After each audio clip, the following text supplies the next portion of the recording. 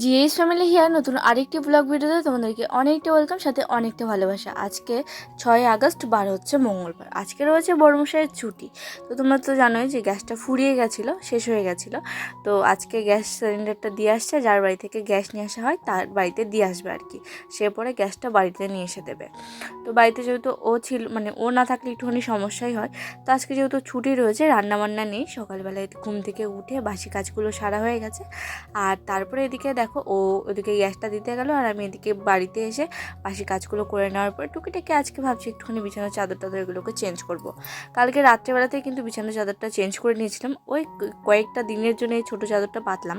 আসলে বড় চাদরগুলো পাতলে না এই তোষকটা এই সাইডটা ঢেকে যায়, কিন্তু ওই যে সব সময় বড় চাদর পেতে রাখা যায় না। কেন বলো তো, বর্ষা চলছে না, আর বড় মানে চাদর কাচতে একটুখানি সমস্যা হয়। আর আমাদের এই তোষকটা চৌকির মাপ থেকে অনেকটাই বড়। মানে প্রথমে যখন নিয়ে আসা হয়েছিল একদম পারফেক্ট ছিল, কিন্তু ওই যে তোষক একটুখানি বড় হয়ে যায়, সেই জন্য কিন্তু অনেকটা ঝুল নেমে গেছে এটাতে।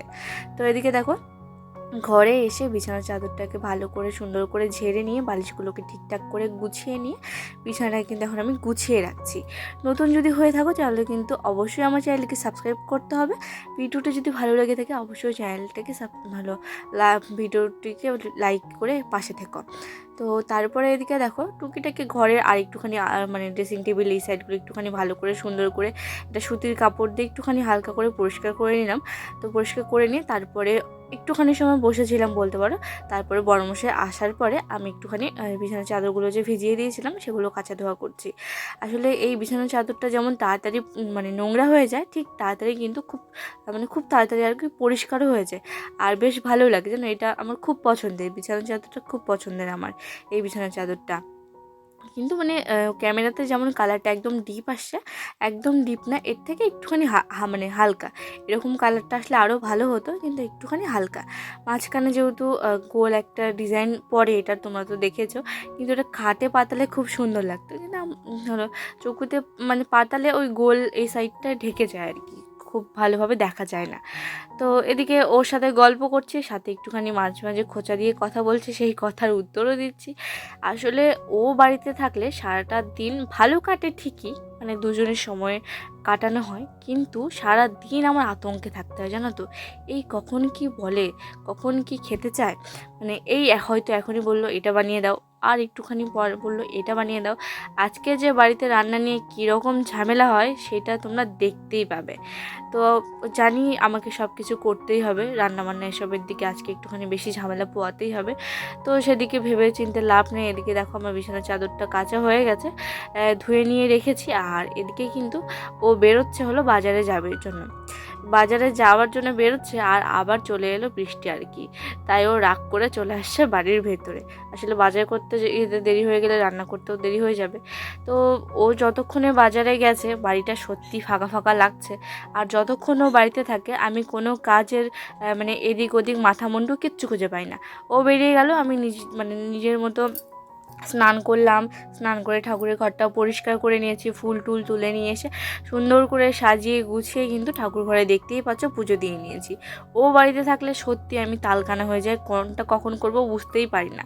তো এদিকে পূজা হয়ে গেছে, তো ও এখনও খায়নি, ওকে শুধু মানে সকালে চা দেওয়া হয়েছে।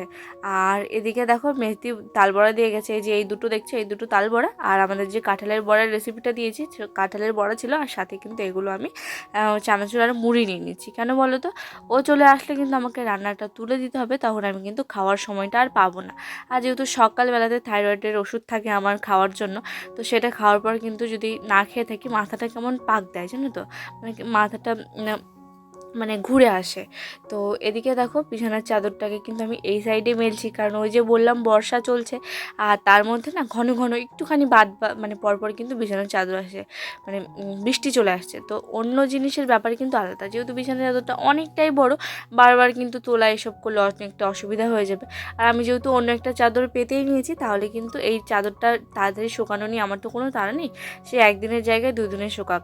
আর এদিকে যে শুদ্ধ বস্ত্রটা দেখছো ওটা পরে গেছিলাম হলো কালকে তো সোমবার ছিল, 5 তারিখ ছিল, কালকে গেছিলাম যে শিবরাত্রিতে মানে হলো শ্রাবণ মাসের 3য় সোমবারে শিবের মাথায় জল ঢালতে গেছিলাম।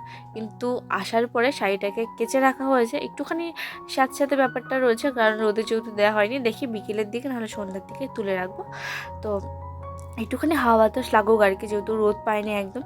কালকে মানে কালকে না, হ্যাঁ কালকে সন্ধ্যা রাত্রের দিকে এটা কেচে দিয়েছি, রাত্রেবেলা কেচে দিয়ে নিয়ে এই যে চলছে মানে শুকোচ্ছে আর কি।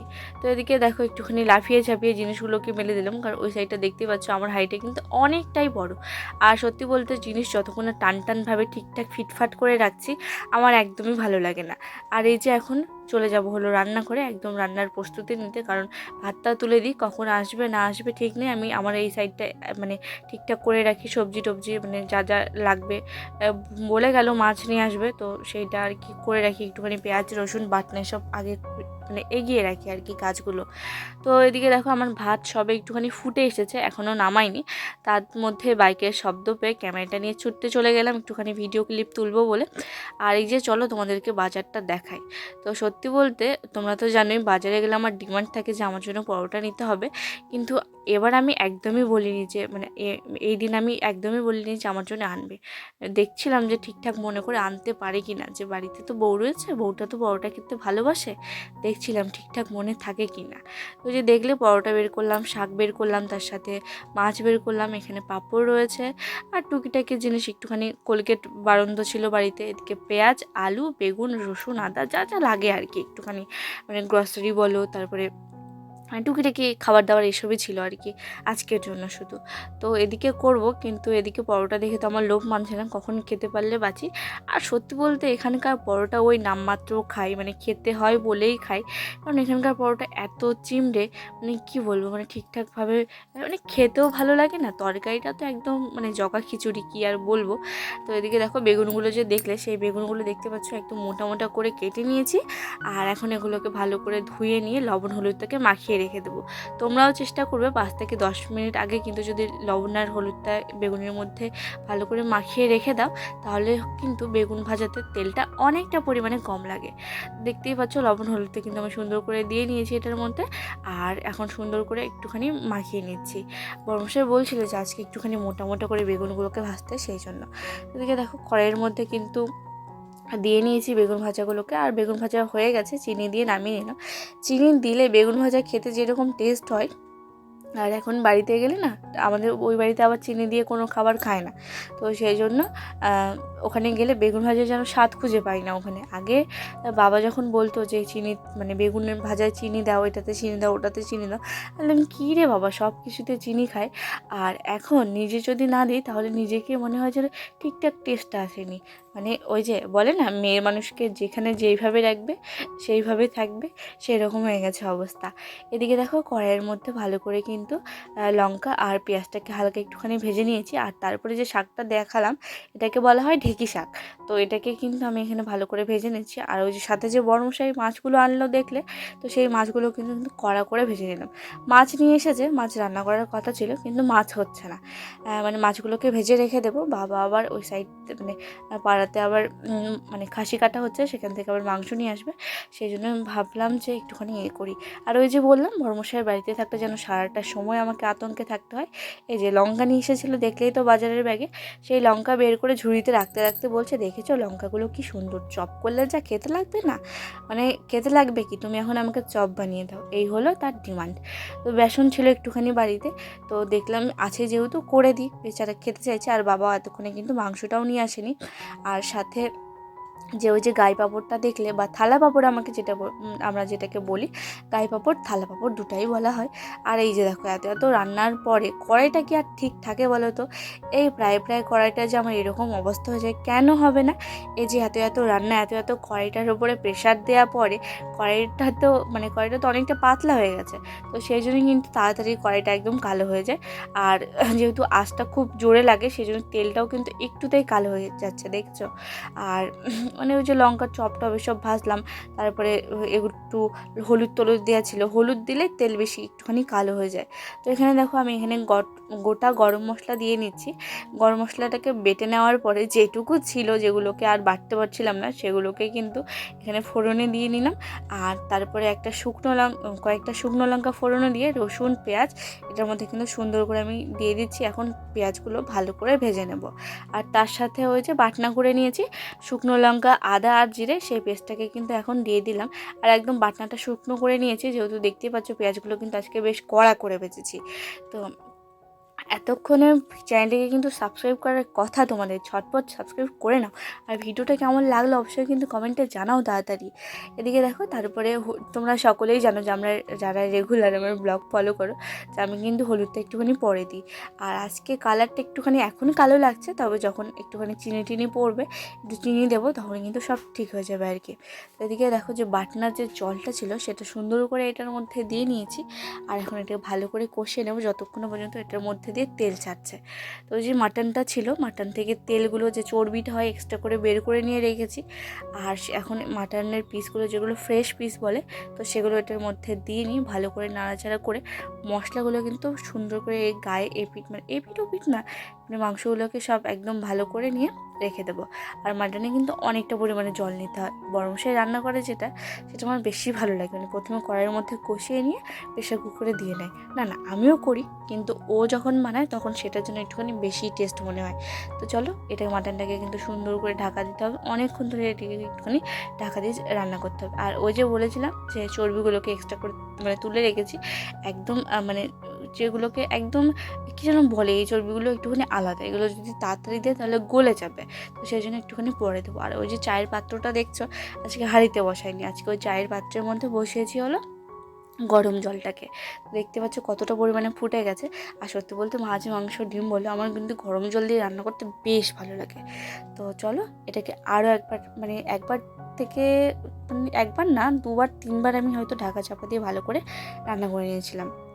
তো এদিকে চলো, ঢাকা চাপা দিয়ে রান্না করে দেখো সুন্দর করে কষিয়ে নিয়েছি এখানে। আর কষানোর পরে বললাম না যে কালারটা একদম ঠিক হয়ে যাবে, আরও কালারটা সুন্দর হয়ে আসবে যখন একটুখানি চিনি পড়বে এটার মধ্যে, কালারটা যেন আরও ভালো আসে। তো ওই যে বাটনা করে রেখেছিলাম গোটা গরম মশলা যেটা হয়, সেটা একটুখানি বাটনা করে নিয়েছিলাম, তো সেটা কিন্তু এটার মধ্যে দিয়ে দিলাম। সাথে দেখো কালারের জন্য বলো বা স্বাদটাকে মেনটেন করার জন্য, ঝালটাকে একটুখানি যাতে ঝালে কোনো ক্ষতি না হয় সেই জন্য কিন্তু এখানে চিনিটা দিয়ে দিচ্ছি। আর তারপরে একদম মানে কড়া করে সেদ্ধ করা ভেজে নেওয়া আলুটা, এটা কিন্তু এটার মধ্যে দিয়ে নিচ্ছি। তো চলো, রান্না প্রায় শেষের দিকে। যাই হোক, অনেকটাক্ষণ বাদ, প্রায় আমি 10টার থেকে 2টো অবধি রান্না করলাম আজকে। তো চলো তোমাদেরকে একটুখানি দেখাই কী রান্না হয়েছে। প্রথমেই তো রয়েছে বাঙালির পাতে ভাত, তার সাথে রয়েছে স্যালাডে হলো লেবু আর পেঁয়াজ, আর ওই যে শাক ভাজলাম সেটা, সাথে লঙ্কার চপ, আর এখানে রয়েছে মাটন। একদম দেখতেই পাচ্ছ কালারটা কত সুন্দর এসেছে। সাথে থালা পাঁপড় যেটা ভাজা হয়েছিল, এখানে রয়েছে বেগুন ভাজা, মিষ্টি আর সাথে চাটনি, শুধু দইটা নেই আজকে। দেখলে বাড়িতে থাকলে কতটা পরিমাণে জ্বালাতন করে। এই জন্য আমি মাঝে মাঝে বলি যে তোমাকে থাকতে হবে না বাড়িতে, তুমি কাজই করো, ডিউটিই করো। এদিকে দেখো, তারপরে সন্ধ্যাবেলার দিকে একটুখানি ঘুরতে গেছিলাম। ঘুরতে গিয়ে হঠাৎ প্ল্যান যে চলো এখানে একটা রেস্টুরেন্ট রয়েছে, ফার্স্ট টাইম দেখি যে মানে যেতে আসতে দেখি, কিন্তু ঢোকা হয়নি। তো এখানে এসে হয়েছে কি, যেটা খাবো সেটা নেই, আর তারপরে যেটা ভাবছিলাম সেটা খুঁজে পাচ্ছিলাম না। এমনভাবে লেখা রয়েছে কি আর বলবো, শিক্ষিত হয়েও খুঁজে পাচ্ছিলাম না।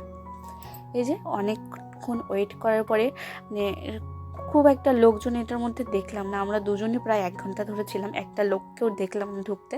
তবে খাবার দাবার বেশ মোটামুটি ভালো ছিল, রেঞ্জের মধ্যে বেশ ভালো লেগেছে আমার।